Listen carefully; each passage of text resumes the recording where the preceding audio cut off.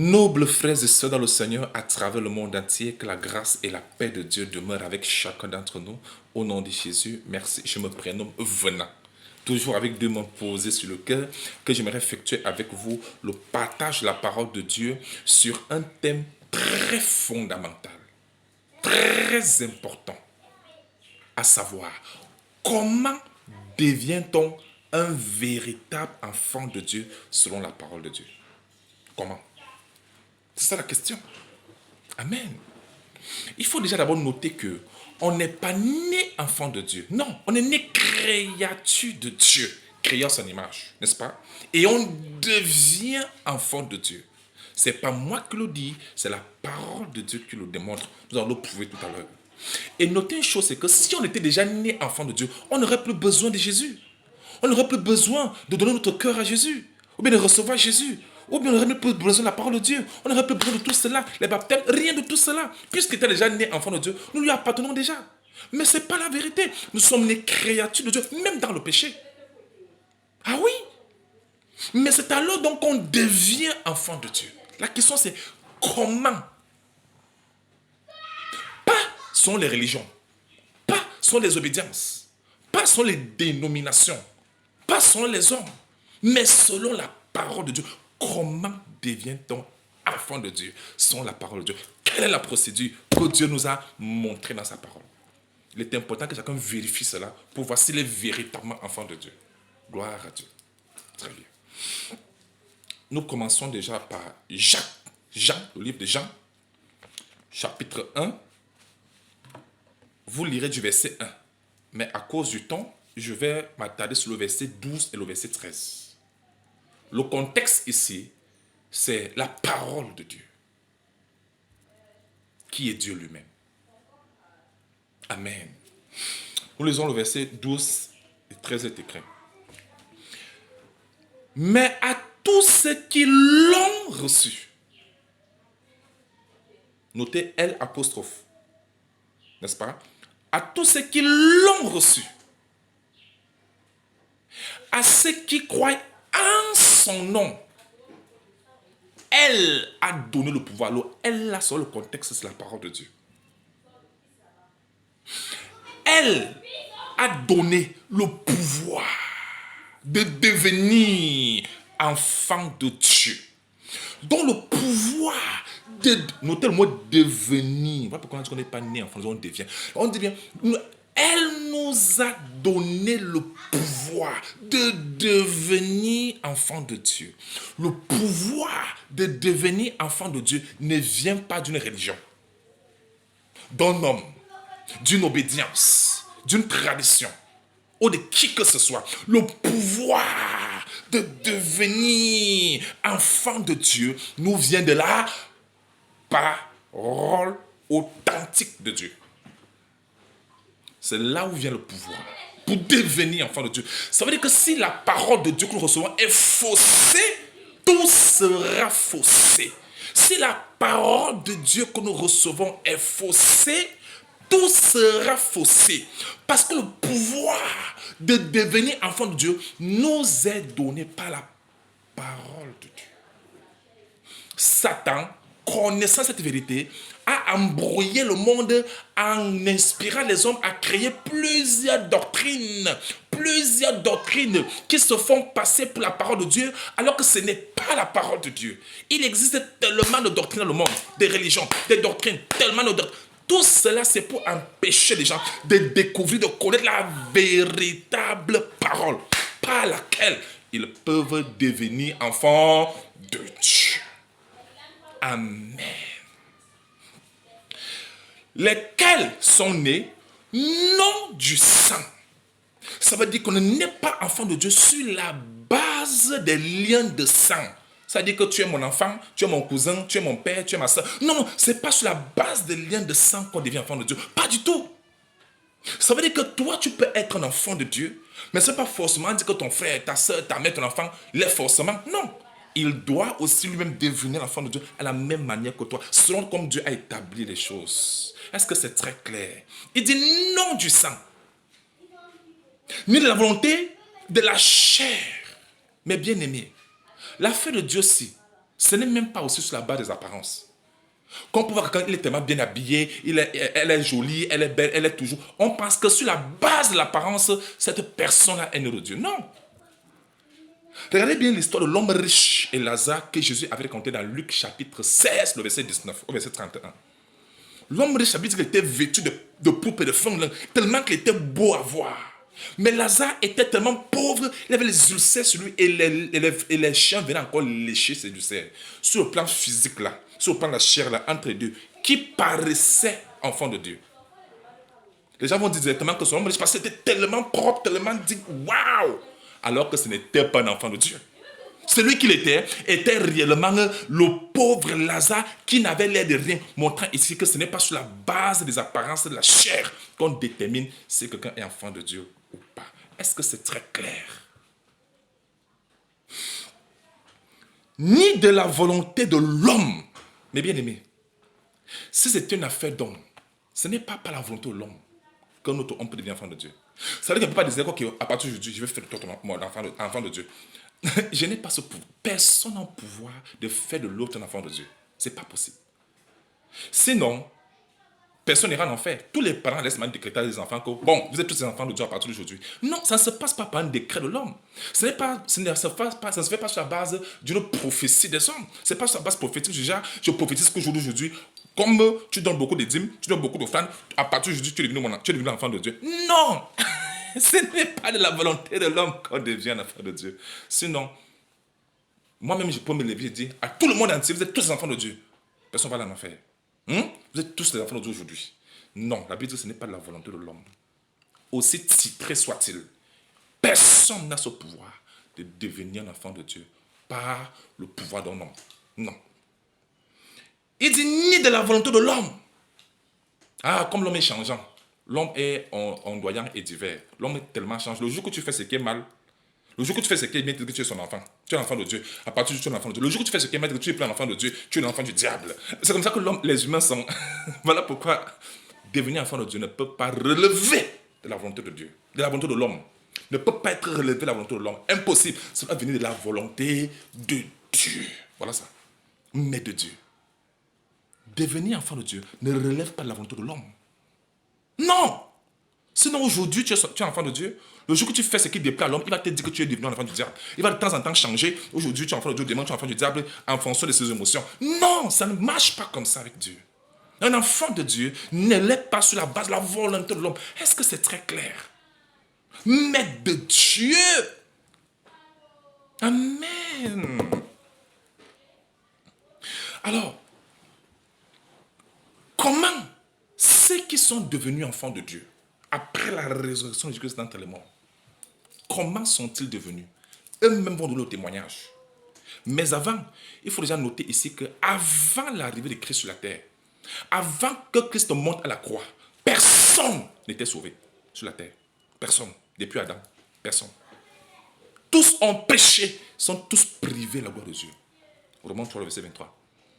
À partir du verset 9, il dit que ce soit les Juifs, les Grecs, les Israéliens, même, il dit même Israël, tous sont sous l'empire du péché. Il n'y a pas de juste, même pas un seul. Nul ne cherche Dieu, nul ne fait du bien. Il dit même pas un seul.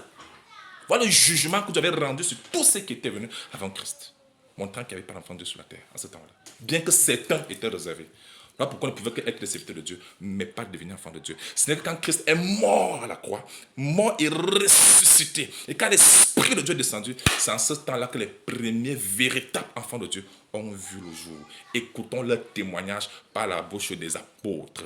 Regardez comment les apôtres eux-mêmes sont devenus des vrais enfants de Dieu, sont leur témoignage. Nous prenons Jacques, chapitre 1, le verset 18. Vous allez pouvoir lire toutes les versions que vous voulez, mais la version qui a bien mis cela, bon, je vais lire la version Louis II et la version Semeur, n'est-ce pas? Elle est écrite. On parle ici du Père de lumière qui est Dieu, n'est-ce pas? On parle de Dieu ici. Donc, il et cela, c'est Dieu, selon le contexte. Il nous a engendrés. Ce n'est pas le mot créer, c'est le mot engendré. C'est différent de créer, parce qu'il nous a créé à son image. Mais là, c'est engendré. Waouh! Ici, il est question de devenir enfant de Dieu.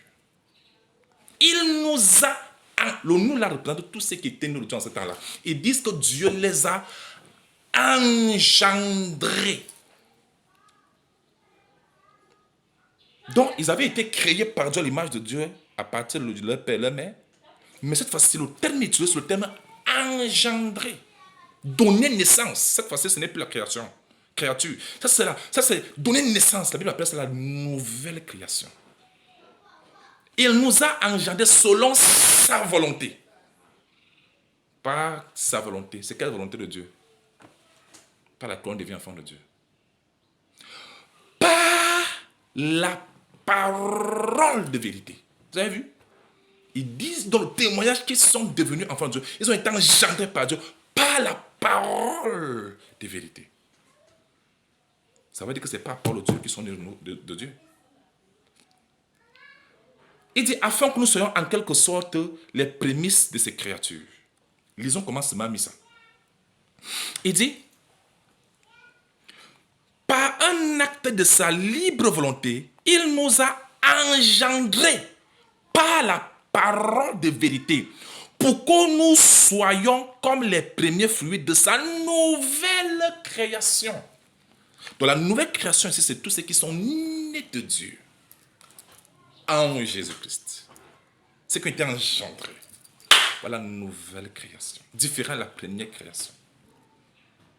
Amen. Le jour que quelqu'un est de nouveau, c'est ce jour-là qu'il est né de nouveau. Né de Dieu en tant qu'une nouvelle créature. Donc il est de la nouvelle création, non plus l'ancienne création, parce qu'il est mort dans cette création-là. Il est ressuscité en tant qu'une nouvelle créature en Jésus. Voilà les vrais enfants de Dieu. Nous allons encore lire 1 Pierre, chapitre 1, le verset 23, dans la version Louis II et beaucoup plus la version français courant. Français courant a bien mis ça. Il est écrit. Puisque vous avez été le mot régénéré là, c'est le mot nouvelle naissance. Non pas une semence corruptible, mais pas une semence incorruptible, par la parole vivante et permanente de Dieu. Donc ils ne font que témoigner ici qu'ils sont nés de nouveau par la parole vivante. Ce n'était pas la blague. Regardez comment Français courant met ça. Français courant a bien mis ça. Il dit, en effet, vous êtes nés de nouveau. Non de père mortel, mais grâce à une semence immortelle. Quelle est cette semence? Grâce à la parole vivante et éternelle de Dieu.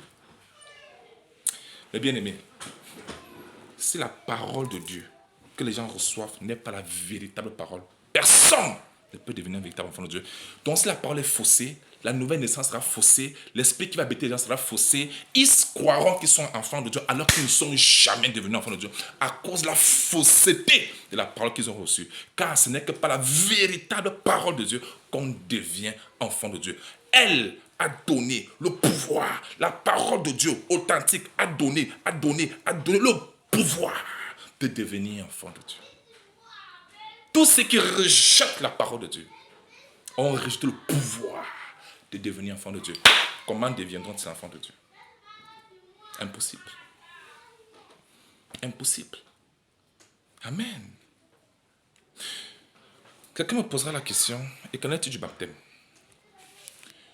Dans Matthieu chapitre 3, verset 11, Jean-Baptiste a fait une déclaration puissante. Il a dit, moi je vous baptise d'eau pour vous amener à la repentance. Mais il vient après moi, quelqu'un qui est plus puissant que moi. Il dit, je ne suis pas digne de laisser au soulier. Il dit, lui, il vous baptisera du Saint-Esprit. La question, c'est de savoir comment est-ce que Christ baptise du Saint-Esprit, comment est-ce qu'il le fait?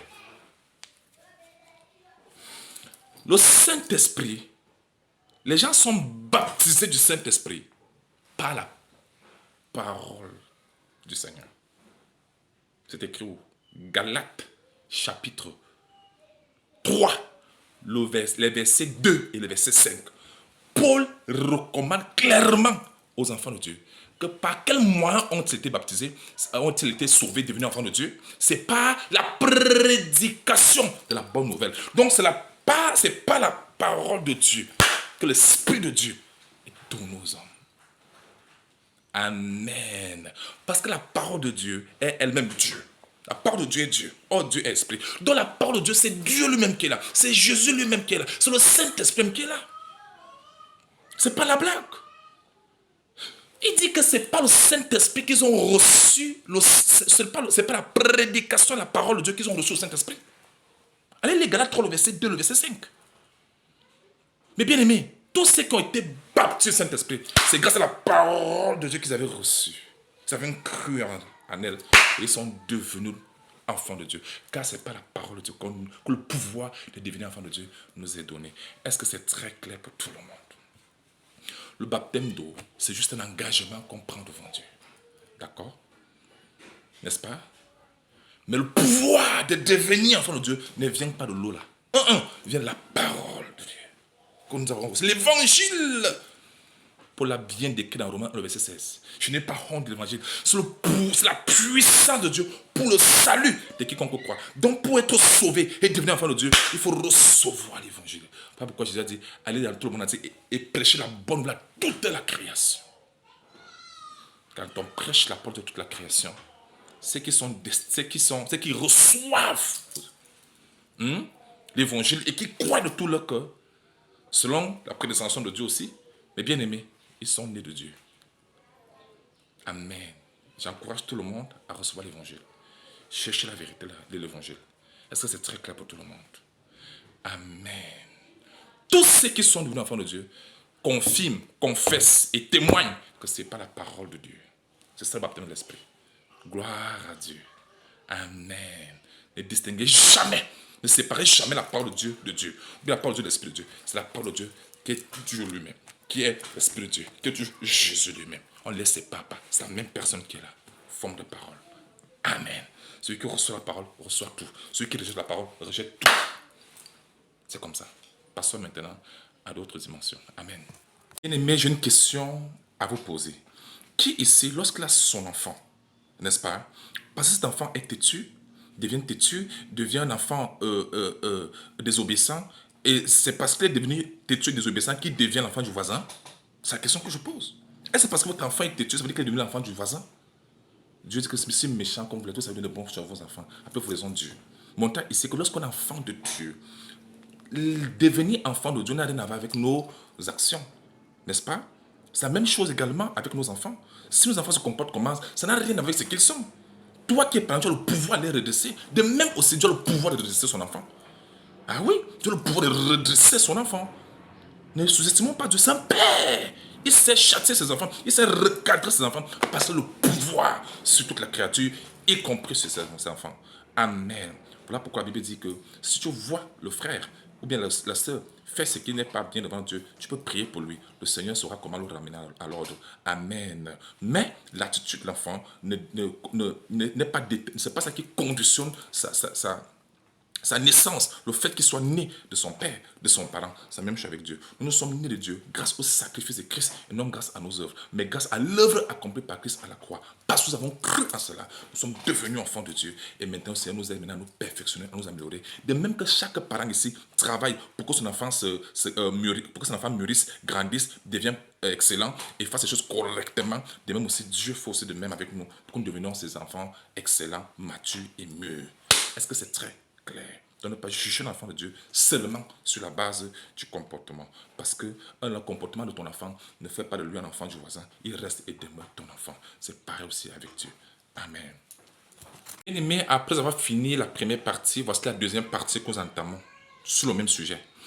Étant donné que ce n'est pas la parole de Dieu que nous devenions enfants de Dieu, donc il faut être sûr d'avoir reçu la même parole que les apôtres pour devenir enfants de Dieu comme eux. Parce que si nous avons reçu une autre parole contraire à la parole qu'ils ont reçue, nous sommes maudits. Ah oui, Paul l'a déclaré dans Galates chapitre 1, le verset 9 et le verset 10. Il dit que si quelqu'un vient nous prêcher un autre évangile que celui qui a été prêché, mais qu'il soit maudit. Ça veut dire que si nous recevons une autre parole, une autre doctrine, un autre évangile que celui qui a été annoncé aux apôtres, qui a été annoncé, nous sommes maudits. C'est ce que la Bible le dit. Donc il faut faire très attention. Rassurons-nous que ce que nous avons reçu comme parole de Dieu, c'est la même chose que les apôtres ont reçu. Sinon, nous sommes perdus. Alors, la question c'est de savoir, en deuxième partie, étant donné qu'on ne peut pas vraiment connaître toute la parole de Dieu de A à Z, comment donc faire pour devenir enfant de Dieu? Il faut avoir des bases. Il y a des bases que si vous n'avez pas ces bases-là, vous ne pouvez pas devenir enfant de Dieu. Il faut la base au moins, le fondement. Ah oui. Il s'agit de quoi? Je vous mets d'abord dans le contexte. Nous lisons d'abord Actes chapitre 16. Voici Paul et Silas qui ont été arrêtés et mis en prison. Ils ont loué le Seigneur et les murs de la prison se sont ébranlés.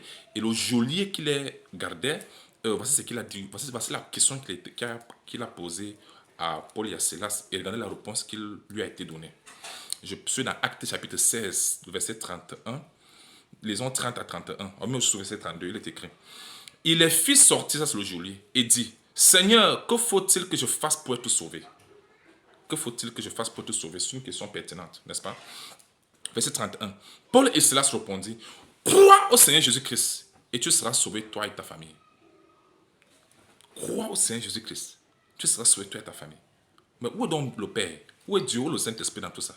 Il dit seulement crois au Seigneur Jésus-Christ. Où est donc le Père? Où est le Fils? Où est le Saint-Esprit? Bon, bref, pourquoi il n'y a pas... Pourquoi c'est seulement croire au Seigneur Jésus-Christ tout court? Jean l'a encore dit dans Jean 3, 36. Ceux qui croient au Fils de Dieu a la vie éternelle. Tout simplement. Et celui qui ne croit pas, la colère de Dieu demeure sur lui.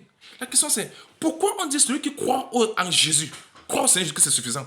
Pourquoi pas Père? Pourquoi pas le Saint-Esprit? C'est parce que c'est Jésus-Christ, c'est lui qui est Père, c'est lui qui est Fils, celui qui est Saint-Esprit, c'est lui même qui joue tous ces rôles-là, celui qui est l'agneau de Dieu, c'est lui qui est tout.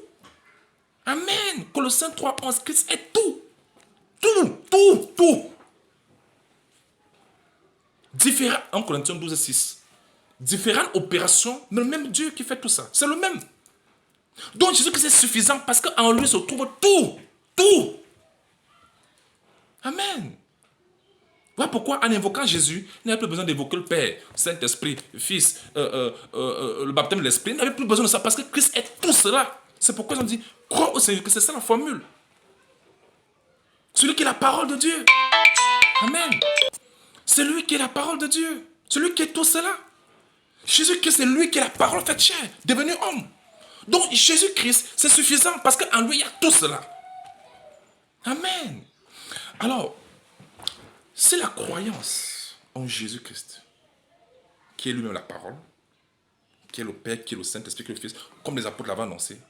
La question c'est, est-ce que vous savez donc que la croyance en Jésus-Christ se repose sur deux piliers? Ou alors s'articule tout autour de deux points? S'il n'y a pas ces deux points-là, ou bien s'il n'y a pas l'un de ces points-là, l'un de ces piliers-là, la croyance en Jésus-Christ est vaine. Vaine complètement. Donc la croyance en Jésus-Christ repose sur deux piliers. Ou deux points sur lesquels la croyance en Jésus-Christ s'articule. S'il n'y a pas les deux points-là, les deux points fondamentaux-là, la croyance en Jésus-Christ est nulle et sans effet. Ou bien s'il n'y a pas l'un de ces points-là, c'est zéro. Quels sont ces points-là? Pour devenir enfant de Dieu, le premier pilier de la croyance en Jésus, c'est de connaître d'abord, croire à l'identité de Jésus, qui il est. Qui il est. Deuxième pilier, croire à l'œuvre qu'il a accomplie pour nous.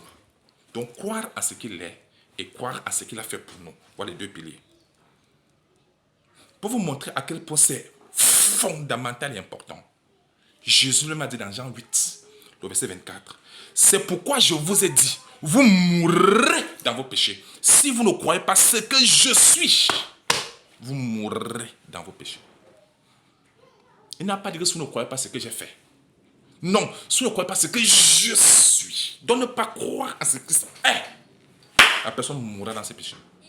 Et il n'y aura personne pour sauver cette personne. Et voilà pourquoi dans le livre de 2 Jean 1, le verset 7, dans la version Semeur, écoutons ce que la parole de Dieu dit. Un grand nombre de personnes qui entraînent les autres dans l'erreur se sont répandues à travers le monde. Et c'est vrai, il y a un grand nombre de personnes qui entraînent les autres dans l'erreur. Quelle est cette erreur-là? Quelle est l'erreur là? L'erreur qui amène les gens à la perdition. Le verset continue. Ils ne reconnaissent pas que Jésus-Christ est devenu véritablement un homme. Question, avant de devenir un homme, qui était-il d'abord? Sous la réponse à cette question, allez lire Philippiens 2, du verset 5 au verset 10. Vous verrez que Jésus-Christ, qui est existant en forme de Dieu, c'est lui qui s'est dépouillé de lui-même. Il est venu en tant qu'un simple serviteur. Il a paru comme un homme. C'est Jésus-Christ lui-même, Dieu lui-même. Et c'est là qu'il conforme à ce que les prophètes avaient annoncé, qu'il viendra lui-même et nous sauvera. Isaïe 35, 4. Voici je viens, et j'habiterai au milieu de toi, dit l'Éternel. Zacharie 2, le verset 10. Donc ici, ils ne reconnaissent pas. Donc ce qui entraîne les autres dans l'erreur, ce sont ceux qui ne veulent pas reconnaître que Jésus-Christ est devenu. Le mot devenu veut dire que ce n'est pas comme ça qu'il était d'abord, mais il est devenu pour sauver le monde, pour sauver son peuple de ses péchés. Amen. Il est devenu véritablement un homme. La Bible affirme ici que, oh mon Dieu, il affirme ici que celui qui est tel, c'est le séducteur et l'antichrist. Donc l'esprit de l'antéchrist, c'est un esprit qui entraîne les autres, les fait croire que Jésus-Christ n'est pas Dieu devenu homme. Voilà l'esprit de l'antéchrist, c'est comme ça que c'est écrit. Je vais expliquer ça comment. C'est qu'il y a quelqu'un qui ne reconnaît pas que Dieu est véritablement devenu un homme pour sauver l'humanité. Celui qui ne croit pas ça, c'est l'esprit de l'antéchrist qui est à l'œuvre. Pas se traiter de le menteur. Parce que la promesse qui a été faite par Dieu, c'est qu'il dit qu'il viendra lui-même et nous sauvera. Donc ne pas reconnaître que voici Dieu, devenu homme, pour sauver l'humanité, en la personne de Jésus-Christ, d'où le titre de Fils de Dieu. Fils de Dieu, le contexte biblique ne signifie pas le petit de Dieu. Non. Fils de Dieu, le contexte biblique signifie Dieu lui-même, devenu homme. Il s'est rabaissé, devenu un homme, pour sauver les hommes de leur péché. Voilà donc la définition du terme Fils de Dieu. À tous ceux qui croient que Dieu est Fils de Dieu, vous devez aussi croire à la définition que Dieu donne au sujet de Jésus-Christ. Voilà pourquoi, dans Jean, dans le livre de Matthieu chapitre 3, ou là, si vous voulez, le chapitre 3, oui, Dieu le Père a appelé Jésus-Christ le Fils de Dieu. Mais dans Hébreux chapitre 1, le verset 8 au verset 10, le même Père, là, même Dieu là, appelle le Fils Dieu lui-même. Oh Dieu, ton trône, oh Dieu. Dieu a un Dieu. Voilà Dieu. Avec grand D, hein, pas deux dieux, le même Dieu. Amen. Dans 1 Jean 100, verset 20, ça veut dire que ce Fils est lui-même le Dieu véritable, la vie éternelle. Tous ceux qui ne reconnaissent pas que Jésus-Christ est Dieu devenu homme, c'est l'esprit antichrist qui les a induits en erreur. C'est traité de le menteur. Mais si on le reconnaît, on reconnaît que c'est lui qui avait annoncé qu'il devait arriver. Le Messie, le sauveur de l'humanité, qui avait promis venir, le voici. Ésaïe 43, le verset 11. C'est moi qui suis l'Éternel. Oh moi, il n'y a point de sauveur. Si Jésus-Christ est le sauveur de l'humanité, le sauveur de l'humanité, c'est celui qui est l'Éternel. Car en nous l'Éternel, il n'y a point de sauveur. Est-ce que c'est d'abord très clair?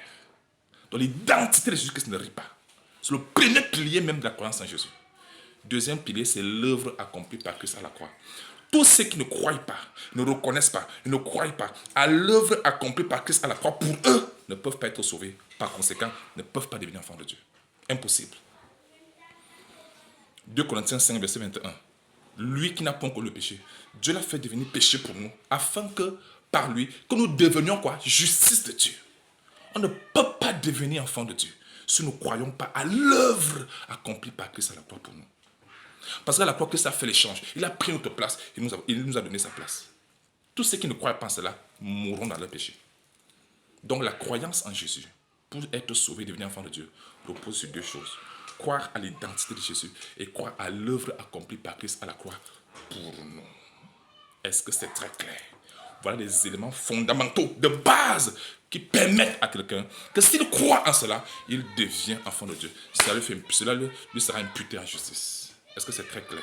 D'ailleurs, ceux qui espéraient à l'arrivée du Messie, qui est Dieu devenu homme, et qui croyaient que le Messie viendrait les sauver, juste parce qu'ils avaient cru en ce temps-là, avant même l'arrivée de Christ, la Bible dit que cela leur fut imputé à justice. Ils ont été réservés pour devenir les enfants de Dieu quand Christ est descendu aux enfers, leur prêcher la bonne nouvelle. Est-ce que c'est très clair? Maintenant, ça veut dire que tous ceux qui croient aujourd'hui, ouvertement, à ce que Christ est et ce qu'il a fait pour eux, sont sauvés. Le reste des enseignements maintenant, c'est pour nous aider à nous perfectionner, à grandir dans le Seigneur, à nous améliorer dans le Seigneur, à avancer. Mais tous ceux qui ne croient pas déjà la base là, ou bien l'un de ces piliers de la foi en Christ là, ils ne peuvent pas devenir enfants de Dieu. Même s'ils sont en thèse de baptême plusieurs fois. Impossible de devenir enfant de Dieu. Parce que c'est grâce à la parole. C'est la parole qui nous donne le pouvoir de devenir enfant de Dieu. Est-ce que c'est très clair? Maintenant, la troisième partie, c'est comment reconnaître un véritable enfant de Dieu. Quels sont les signes qui montrent que voici un véritable enfant de Dieu? Nous passons. Nous avons un exemple qui va nous aider, les bien-aimés, à tout comprendre. Vous savez que quand on n'est pas né de Dieu, Dieu nous appelle homme animal, non? Dans 1 Corinthiens 2,14, non? L'homme animal, qui ne reçoit péché de l'esprit parce que c'est une folie pour lui, n'est-ce pas? Jésus que ça appelle les gens race de vipères. Maintenant, alors, prenons dans la question. Si on est vipère, est-ce qu'on peut devenir, est-ce que la vipère peut devenir un homme parce que la vipère a pris l'engagement de devenir un homme? Il ne peut pas devenir un homme par son engagement, impossible. L'engagement n'est qu'à le préparer, mais il ne peut pas le devenir. Par son engagement, impossible. Est-ce que la vipère peut décider de devenir un homme parce qu'elle est entrée dans l'eau du baptême? Impossible. Est-ce que la vipère peut devenir un homme parce que l'homme veut qu'il devienne un homme? Non. Pour que le serpent là devienne un être humain, il faut le pouvoir qui vient de Dieu lui-même à travers la parole. C'est alors qu'il sera changé. Il va d'abord mourir en tant qu'un serpent. Il va donc ressusciter et il devient donc un être humain. Par le pouvoir que donne la parole de Dieu. Vous avez compris? Ça veut dire quoi? Ça veut dire que l'engagement qu'on a pris, l'eau de baptême et tout ce qu'on a fait là, ce sont des choses qui nous préparaient seulement. Mais c'est la parole de Dieu que nous avons reçue qui nous donne le pouvoir de devenir enfant de Dieu. S'il n'y a pas la bonne parole de Dieu, impossible de devenir enfant de Dieu, qu'importe notre engagement, qu'importe les religions, les obédiences où les gens fréquentent, ça ne change rien de tout ça. Le serpent, même si le serpent fréquente quel endroit, ça ne change pas. L'endroit ne change pas le serpent. C'est la parole de Dieu, Dieu lui, le pouvoir qui vient de Dieu, qui change le serpent en être humain, à condition qu'il meure en tant que serpent et qu'il naisse de nouveau, qu'il renaisse de nouveau en Jésus-Christ. Ça dit, c'est un exemple pour montrer qu'il faut que nous mourons en Christ, nous ressuscitons en Christ comme une nouvelle créature en Jésus-Christ. Un enfant de Dieu est mort en Christ. Il est une nouvelle créature. Il est né en tant qu'homme. Maintenant, il est désormais un enfant de Dieu, fils du royaume, membre du corps de Christ, qui a la nature et la vie éternelle en lui-même. Il y a les vertus de Dieu en lui-même, qui manifeste ces vertus-là, selon Galates 5, verset 22. Gloire à Dieu. Amen.